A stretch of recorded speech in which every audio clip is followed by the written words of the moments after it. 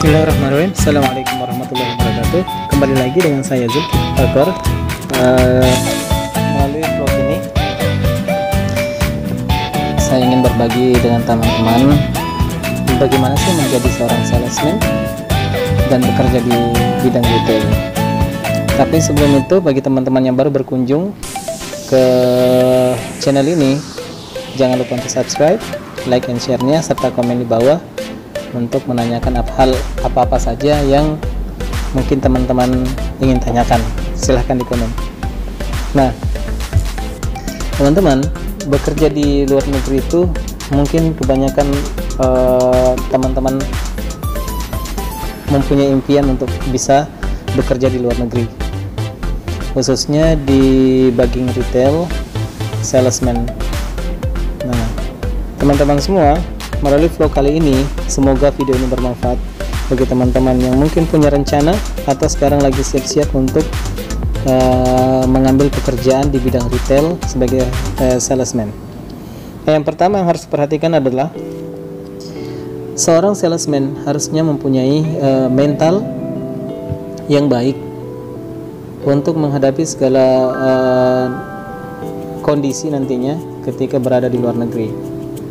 Karena tentunya dengan mental yang baik, yang kita tidak mudah putus asa dan kita tidak mudah kehilangan arah, ya, seperti itu. Terus yang kedua adalah mampu berbahasa. Jadi teman-teman yang punya niat untuk keluar negeri, yang akan mengambil pekerjaan di bidang salesman, ya harus menguasai bahasa Inggris, karena tentunya teman-teman akan berhadapan dengan banyak orang dan menawarkan produk-produk dari perusahaan yang nantinya teman-teman tempati. Teman-teman menawarkan barang-barang ke customer-customer dari beberapa negara.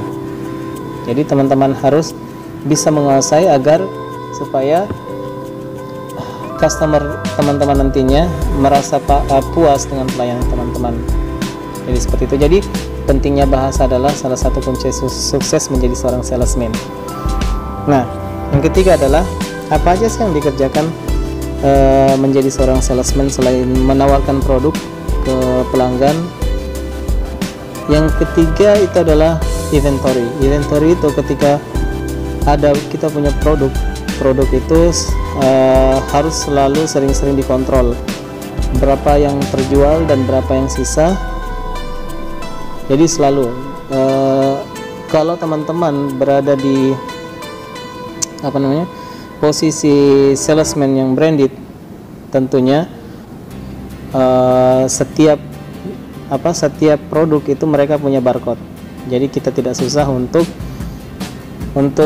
mengetahui atau mengecek berapa yang terjual dan berapa yang sisa. Jadi semua tersistem. Jadi insya Allah itu agak mudah, teman-teman jangan khawatir. Nah, kemudian di dalam pekerjaan salesman itu ada teamwork. Kita punya tim yang satu section itu nantinya ditempatkan ada beberapa orang. Seperti saya di bagian kacamata.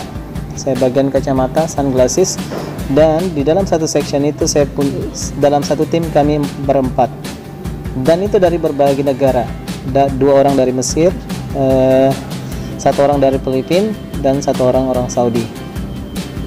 Tentunya kita betul-betul harus membangun kerjasama yang baik untuk bisa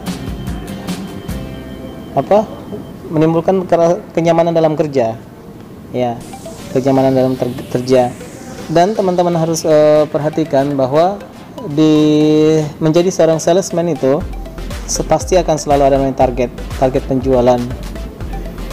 Jadi dengan adanya teamwork nantinya teman-teman bisa lebih mudah mencapai target-target yang ditentukan oleh perusahaan. Jadi teman-teman harus menjual sekian banyak dalam seminggu atau dalam sekian banyak dalam sebulan. Ya, teman-teman harus betul-betul punya motivasi atau dorongan untuk bisa mencapai target. Karena apa? Perusahaan merekrut seorang karyawan tentunya juga dia mengharapkan mereka rela mengeluarkan uang banyak untuk merekrut karyawan dari beberapa negara, tapi juga dengan tujuannya adalah tidak sekedar merekrut, tapi juga ketika merekrut dia berharap ada feedback dari karyawan itu sendiri, yaitu dengan tercapainya target-target yang ditetapkan oleh perusahaan itu sendiri. Makanya dengan adanya teamwork itu sangat membantu kita untuk mencapai target. Oke. Setelah teamwork bagus, di salesman juga ada namanya sip-sipan. Kita sip-sipan juga. Jadi sebelum tim ini berakhir jam kerjanya, tentunya teman-teman yang tim yang lain yang baru datang kita harus ada serah terima. Jadi kita laporkan ada berapa yang sisa atau ada isu-isu apa yang ada di dalam section, jadi mereka harus tahu. Misalnya ada kerusakan, terus ada yang kurang, ada yang minus, ada yang pokoknya hal-hal yang mungkin masalah yang akan menjadi masalah di tim berikutnya, itu kita harus sampaikan agar supaya tidak ada miskomunikasi gitu. Kemudian seperti apa sih untuk mencapai target dalam penjualan sebagai salesman?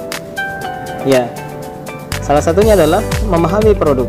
Teman-teman harus betul-betul mendalami produk yang teman-teman jual.